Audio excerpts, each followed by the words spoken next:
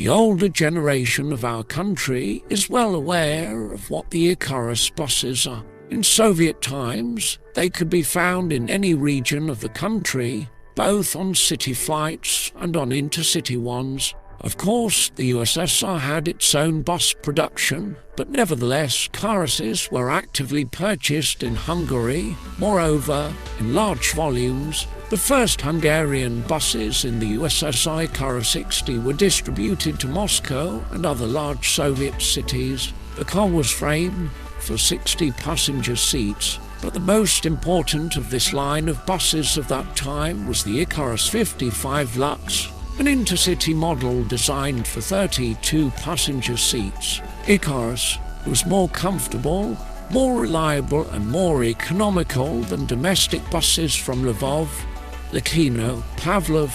Most of all, the famous Icarus 200 series were imported to the Soviet Union. This was the beginning of a new line, which was created on a modular basis. This approach allowed the manufacturer to assemble vehicles of different lengths, with different door arrangements. In our country, this bus was a real find. For drivers, the main advantage was efficiency and increased reliability, and for passengers, speed and comfort. As soon as this Icarus appeared in the USSR, it immediately began to dominate on intercity routes. The car was equipped with a horizontal Rodman engine, as well as a 5-speed manual gearbox. All wheels were equipped with air suspension. The load-bearing frame body is glazed more than all previous variations. Also, the bus had voluminous luggage compartments and a spacious interior with 2-meter-high ceilings.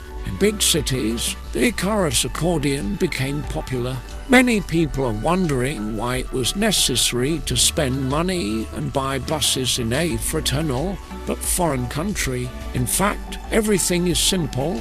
The Soviet auto industry was not able to fully meet the needs of the country. From the 62nds to the 82nds, the USSR bought 8,000 Hungarian buses every year. Cheap Icarus cannot be called. In the last years of the existence of the Soviet Union, one bus cost 75,000 transferable rubles, which is about 83,000 US dollars, but trade was bilateral, barter. As payment for one Icarus, about 20 cars were sent to Hungary, most often Zhiguli. Import deliveries of Icarus were indeed large-scale. In total, the Soviet Union received up to 150,000 Icarus, which made the Hungarian plant one of the largest in Europe.